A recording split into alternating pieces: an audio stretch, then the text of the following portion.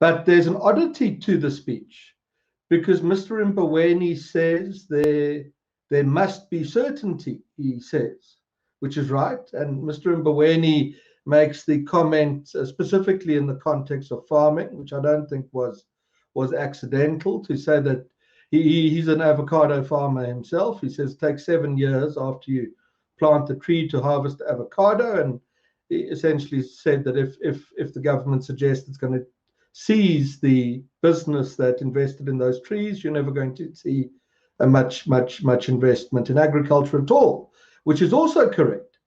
And that's where it ended.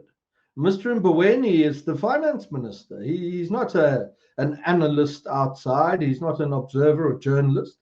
He could easily have gone on from saying there should be certainty to say, and this is how we will provide it, or to say that property rights should be respected, which he didn't quite say, but he alluded to, and therefore we will abandon the process to amend the Constitution.